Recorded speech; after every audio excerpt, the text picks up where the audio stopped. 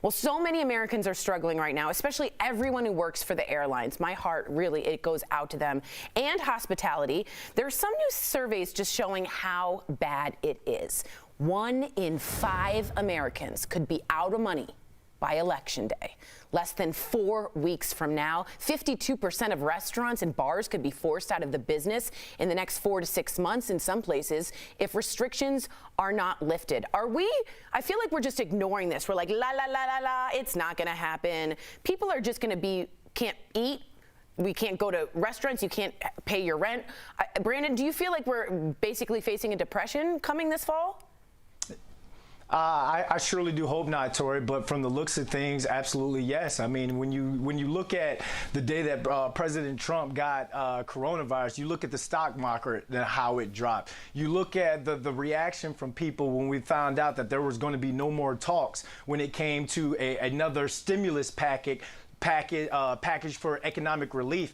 And just think about it. There are a lot of people out there, when people are talking about jobs, oh, we want people to go back to and get back to work. There are people out there that you've lost a career. Yeah. You've lost a career. You can't just go back to a job and just be like, hey, I'm just gonna drive Uber. No, you've lost your career. Yeah. So there are people who are waiting for these stimulus packages and these checks to try and stay afloat, Tori. And I feel for these people. Yeah, and Al always said this, and I've always really appreciated the dignity of having a job. The dignity of having a career, of going up the ladder, is just evaporated. Am I right, Al? Right, and to have that taken away from you for no fault of your own, and then be forced to beg the government for some kind of assistance is even doubly, as I'm not going to use the word embarrassing because it's not, but it hurts. It hurts because the person is already down. But Tori and Brandon, I just want to remind you guys, like, this makes me think about the autism benefit that Tori and I did downtown. What was it, 2 months ago now? Yeah. And Brandon, just how this whole thing is an ecosystem, man.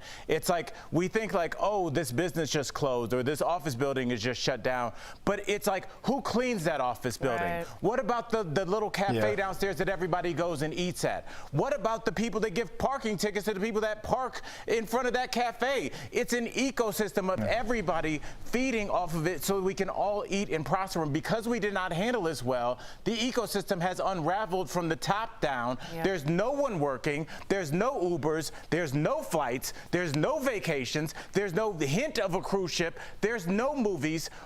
And we're all just sitting here like, let's do another episode of Daily Blast Live. Things are crazy right now. Can we just say that? My voice is echoing because there's no one in our studio. Here we are. I hope everybody's happy. I hope you owned them, because here we are. Nothing to say to that, except amen.